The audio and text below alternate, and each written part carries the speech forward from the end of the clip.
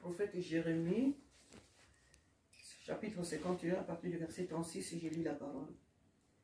Car voici ce que l'Éternel déclare. Je défendrai ta cause et je rétribuerai ceux qui t'ont fait du tort. J'assiégerai,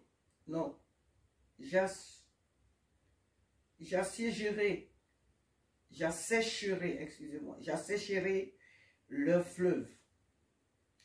Je tarirai sa source. Babylone sera changée en un monceau de pierre, hanté par les chacals, en une terre dévastée, attirant des sifflements horribles, horrifiés plutôt, attirant des sifflements horrifiés, où n'habitera plus personne. Amen. Mais ce matin, nous allons nous atteler au premier verset. Il dit, car voici ce que l'Éternel déclare. Donc nous avons lu à partir du verset 36 à 37. Amen. Amen. Il dit, car voici ce que déclare l'Éternel. Je défendrai ta cause. Dieu défend la cause de celle qui a été, de celle qu'on fait injustement tort, de ceux qu'on fait injustement tort, du peuple qui est injustement humilié, du peuple qui est injustement maltraité, abusé, volé, et tous les mots mauvais mais qu'on connaît, de celui qu'on fait du tort. Dieu défend la cause de tous ceux qui sont opprimés, injustement. Parce qu'il y a maltraitance et maltraitance. Il y a des maltraitances que l'homme lui-même, par son incrédulité, attire. Sa désobéissance à la voix de Dieu attire.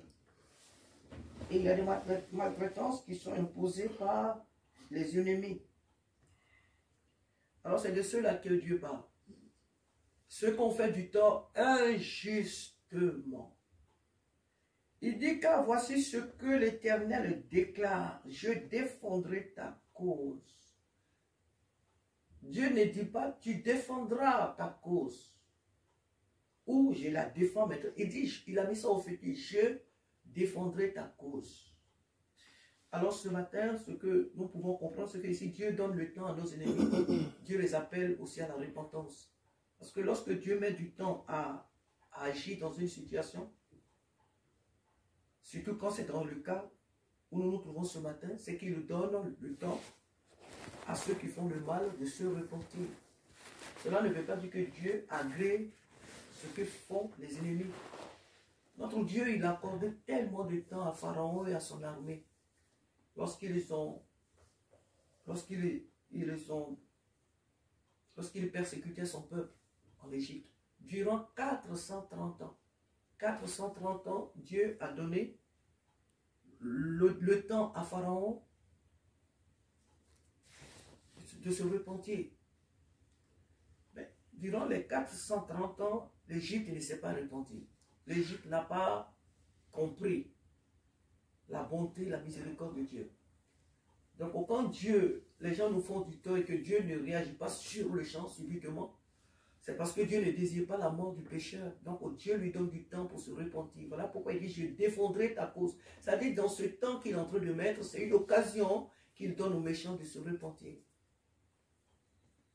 Alléluia.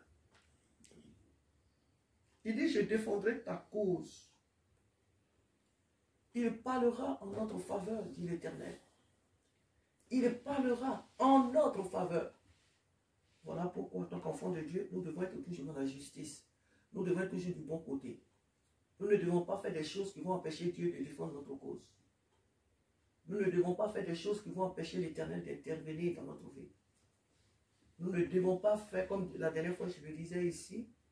Quand tu es un chrétien que dans ton travail tu voles le matériel, tu voles, on te dit, les bics, les stylos qui sont là, c'est pour le travail. Quand on te dit que les papiers hygiéniques qui sont là, c'est pour le travail. Ce n'est pas des choses à envoyer chez soi. Le linge qui est là, c'est le linge du travail. Ce n'est pas des choses à envoyer chez soi. Ce n'est pas un cadeau. C'est des trucs qui sont utilisés dans le domaine du travail. Et que quand toi, en tant que soi-disant chrétien, tu prends ces choses et qu'on t'attrape, soit on t'amène en prison, ou on te licencie, il ne faut pas dire que Dieu doit défendre ta cause. Dieu ne défendra pas ta cause. Dieu ne défend pas la cause des pécheurs. Dieu ne défend pas la cause des voleurs. Non, ben non. C'est vrai que nous, en tant que coupables, Jésus est venu défendre notre cause, il est mort pour nous. Oui, il a fait une fois pour toutes, mais quand tu te dis désormais que tu as connu Jésus-Christ, que tu es venu à lui, et que tu fais des choses qui ne sont pas bien, il ne faut pas croire que Dieu va venir défendre ta cause. Il ne défendra pas ta cause. Dieu ne défend pas la cause des injustes. Des gens qui se plaident dans le mal. Des gens qui pratiquent le mal. Dieu ne défend jamais leur cause. Parce qu'il n'est pas lui-même dans le mal. Non, le mal n'est pas en lui. Donc Dieu défend la cause des innocents. Le Saint-Esprit défend la cause des innocents. Alléluia. Et voilà là où Dieu veut que nous soyons. Dieu veut que nous soyons innocents. Dieu veut que nous soyons bons comme lui. Dieu veut que nous continuions toujours de rendre le bien par le mal qui nous est fait, que nous continuons toujours de rendre le bien. Il a dit de ne jamais nous lasser de faire du bien. De ne jamais nous lasser de faire le bien. Alors là où les gens nous font du tort, là où les gens œuvrent à notre perte, là où les gens se donnent tant de zèle, tant de force, là où ils se font tant de zèle pour notre perte, là où les gens s'assemblent et complotent des choses contre nous, Dieu dit, il y a des choses même que nous ne savons même pas. Il y a des choses que les gens font contre nous que nous-mêmes nous ne savons pas. Dieu ne veut même pas que nous sachions cela. Dieu ne veut pas que nous voyions cela, ni dans des rêves, en songes, ni en vision. Dieu ne veut pas, mais lui il voit et lui il entend. Il sait ce que complotent nos ennemis. Il sait ce qu'ils font. Il sait les bâtons qu'ils cherchent chaque fois à nous mettre dans les roues. Il sait là où ils posent chaque fois leurs barrières, là où nous passons sur notre chemin, là où ils posent leurs pièges. Le Seigneur sait toutes ces choses. Donc quand on est enfant de Dieu, qu'on sait qu'on a sa vie entière entre les mains du Seigneur, on n'est pas inquiet de ce que font les ennemis. On n'est pas inquiet des complots de nos ennemis. On n'est pas alarmé, on n'est pas attristé, on n'est pas désemparé, on n'a pas peur de ce que peuvent faire nos ennemis parce qu'on sait que Dieu défendra toujours notre cause. Notre Père voit toutes choses, il sait toutes choses, il n'y a rien qui lui échappe. Et voilà pourquoi nous devons être tranquilles. Parce que Dieu nous défend, Dieu nous parle ce matin. Il nous promet ce matin qu'il défendra notre cause. Alors Jésus-Christ arrive dans le Nouveau Testament, il nous dit, ceux-là qui nous font du tort, nous devons prier pour eux. Le Seigneur nous dit que à moi la vengeance et à moi la rétribution. Nous n'avons pas à chercher à nous défendre, nous n'avons pas à chercher à faire quoi que ce soit. C'est lui qui défendra notre cause.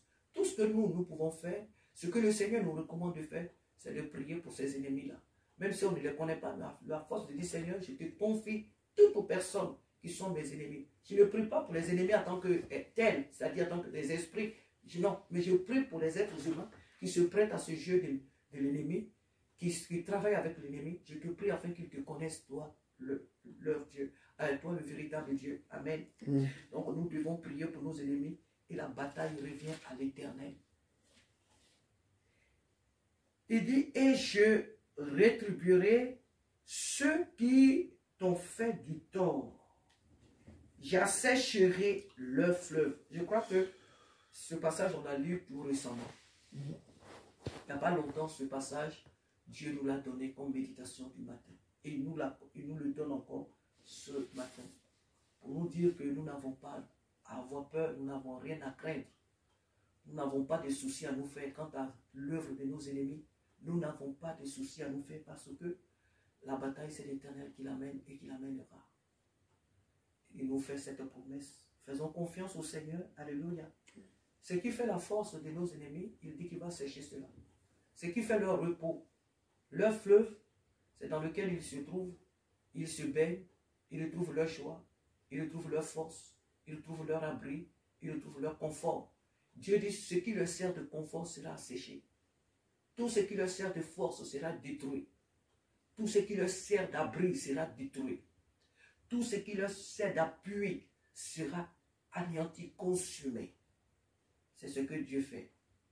Dieu ne dit pas ce matin qu'il va les détruire, mais il va détruire tout ce qui fait leur force, tout ce sur quoi ils s'appuient.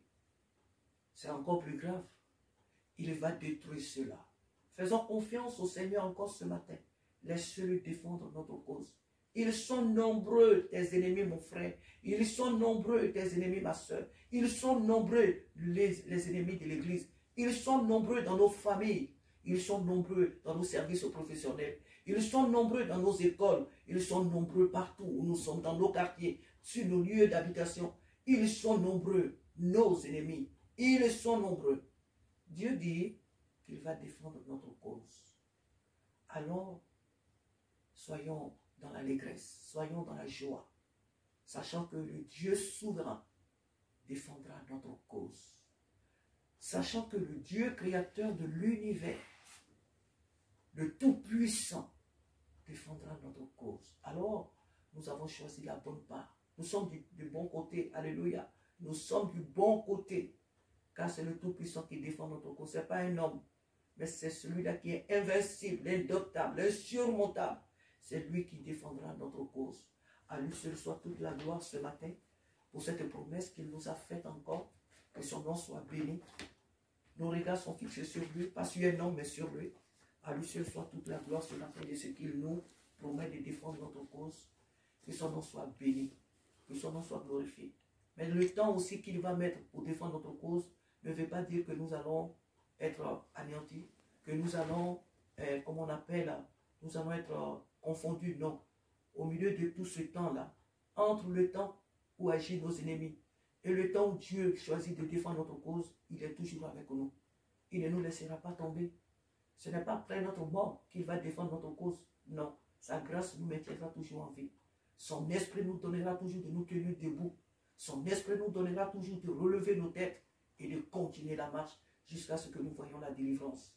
Que son nom soit béni. Il a été avec les enfants d'Israël à la sortie de l'Égypte jusqu'à ce qu'il divise la mer Rouge et les fasse traverser. De même, il est encore avec nous tous les jours devant nous comme une colonne de nuée.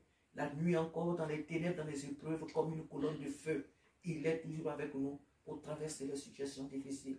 Il défendra toujours notre cause. Voilà pourquoi nous devons le servir en esprit, en vérité. Et ne pas servir Dieu avec négligence, ne pas servir Dieu avec les peut-être, ne pas être des suiveurs, mais être sûr de notre salut, être sûr de notre décision, de marcher avec le Seigneur, à être réellement attaché à ce Dieu qui nous aime si tant. Alléluia. À le servir vraiment de tout notre cœur, parce que lui seul est vraiment capable de défendre notre cause. Que toute la gloire lui soit rendue ce matin, ce grand Dieu qui nous aime tant. Alléluia. Amen.